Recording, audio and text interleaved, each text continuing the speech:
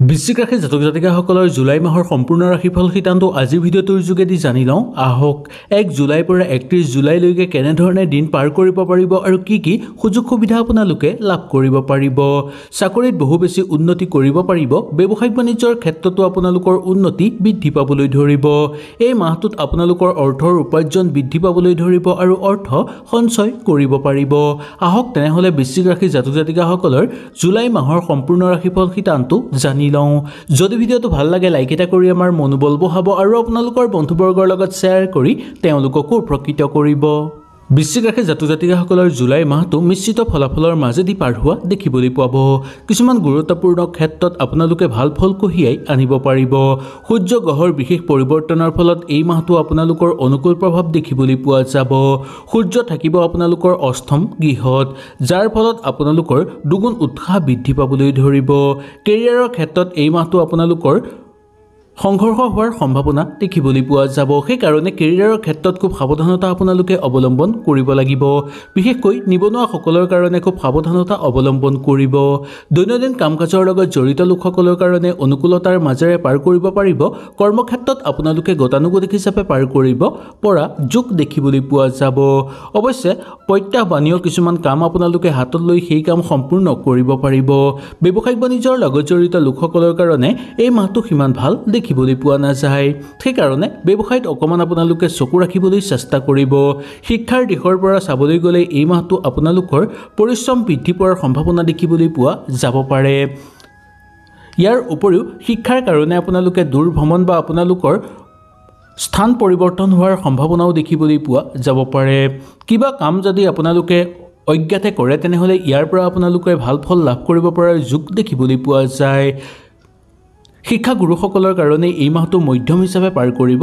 পাৰিব ঘৰৰ পৰিৱেশ আগতকৈ উন্নত হৈ পৰিব ঘৰত নতুন নতুন সম্পদ ক্ৰয় কৰাৰ সম্ভাৱনাও আপোনালোকৰ দেখিবলৈ পোৱা যায় আপোনালোকৰ ঘৰত মূল্যৱান সম্পদ অহাৰ সম্ভাৱনা দেখিবলৈ পোৱা যাব ঘৰত যদি গাড়ী মটৰ কিনিব আপোনালোকে বিচাৰে তেনেহলে নিখন্দেহে আপোনালোকে এই মাহত গাড়ী মটৰ কিনিব পাৰিব নিজৰ লক্ষ্যত উপনীত হ'বৰ কাৰণে অকমান এই মাহত কষ্ট কৰিব লাগিব জুলাই মাহত বৃশ্চিক ৰাশিৰ জাতক জাতিকাসকলৰ কাৰণে মধ্যম ফলাফলৰ যোগ দেখিবলৈ পোৱা যায় কিছুমান ক্ষেত্ৰত আপোনালোকৰ উন্নতি হ'লেও কিন্তু প্ৰায়ভাগ ক্ষেত্ৰতেই মধ্যম ফলাফল দেখিবলৈ পোৱা যাব এই মাহত আপুনি ভাই ভনীৰ লগত থাকোঁতে কেতিয়াও তৰ্ক বিতৰ্কৰ মাজত লিপ্ত নহ'ব কাৰণ ভাই ভনীৰ বিৰোধ আপোনালোকৰ দেখিবলৈ পোৱা যাব পাৰে সামাজিক ক্ষেত্ৰত আপোনালোকৰ খ্যাতি বৃদ্ধি পাবলৈ ধৰিব আৰু আধৰুৱা কাম কৰাৰ ক্ষেত্ৰত আপোনালোকে চেষ্টা যিমান অব্যাহত ৰাখিব আপোনালোকৰ কাৰণে সিমান ভাল নতুনকৈ কিবা সুযোগ লাভৰ সম্ভাৱনাও দেখিবলৈ পোৱা যাব পাৰে আপোনালোকে যদি কৰবালৈ ভ্ৰমণ কৰিব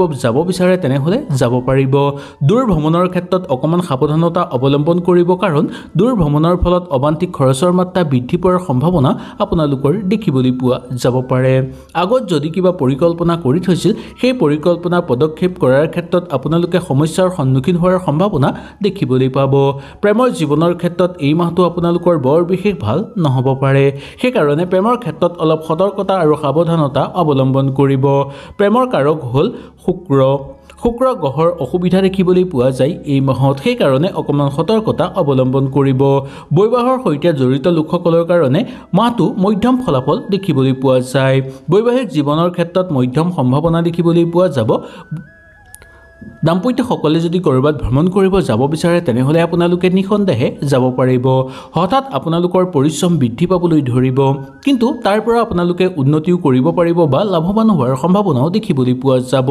বিশেষকৈ ব্যৱসায়িক বাণিজ্যৰ লগত জড়িত লোকসকলৰ কাৰণে এনে যোগ দেখিবলৈ পোৱা যাব চাকৰিয়ালসকলৰ কাৰণে নিৰ্দিষ্ট সময়ত আপোনালোকে কাম কৰি শেষ কৰিব পাৰিব কিন্তু নিৰ্দিষ্ট সময়ত আপোনালোকে ধন লাভ কৰিব নোৱাৰিব পাৰে স্বাস্থ্যৰ প্ৰতি অকমান আপোনালোকে লক্ষ্য ৰাখিব লাগিব কাৰণ স্বাস্থ্য মধ্যম দেখিবলৈ পোৱা যায় স্বাস্থ্য হঠাৎ যাতে দুৰ্বল হৈ নপৰে আপোনাৰ লগতে আপোনাৰ ঘৰৰ মানুহৰ তাৰ প্ৰতি অকমান লক্ষ্য ৰাখিব লাগিব আপুনি খোৱা বোৱাৰ ক্ষেত্ৰত বিশেষকৈ গুৰুত্ব দিব গুৰুত্বহীন কিছুমান কামত আপোনালোকে সময় অপব্যয় নকৰাটোই মংগলময় বুলি ক'ব পৰা যায় উৰ্জা শক্তি আপোনালোকৰ বৃদ্ধি পাবলৈ ধৰিব লগতে নতুনকৈ আপোনালোকে কিবা কাম হাতত ল'লে সেই কামৰ পৰা আপোনালোকে ভাল ফল লাভ কৰিবলৈ সক্ষম হ'ব দৈনন্দিন কাম-কাজৰ লগত জড়িত লোকসকলৰ কাৰণে এই মাহটো সুন্দৰ হিচাপে পাৰ কৰিব পাৰিব। কৰ্মক্ষেত্ৰত গতানুগতিক হিচাপে পাৰ কৰিব পাৰিব।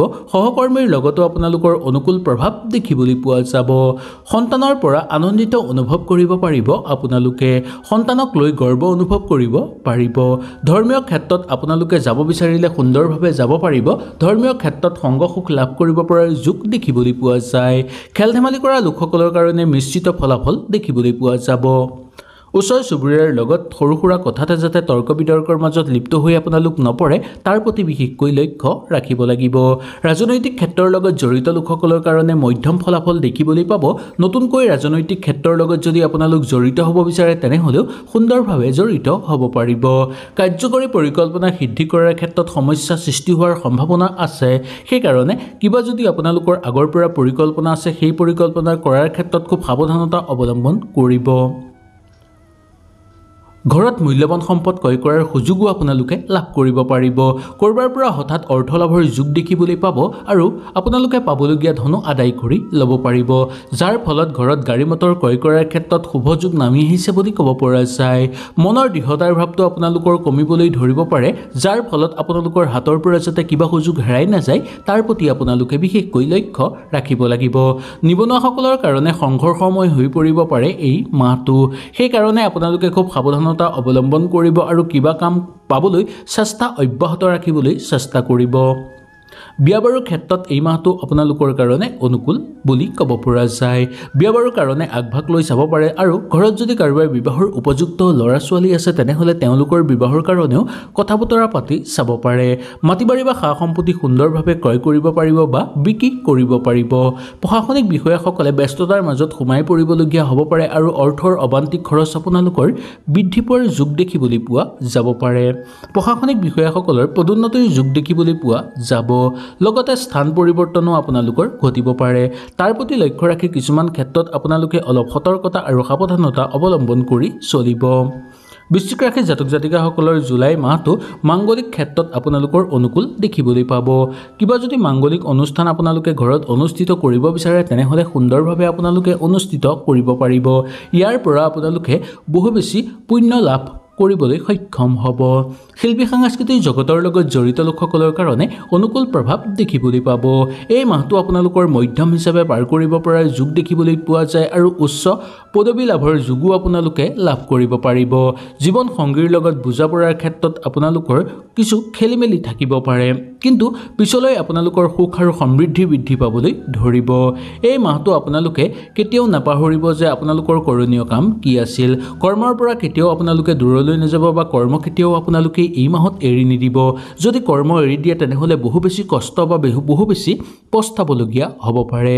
কাম কাজৰ দিশৰ পৰা আপোনালোকৰ ভাল হোৱাৰ সম্ভাৱনা কিন্তু দেখিবলৈ পোৱা যাব পাৰে।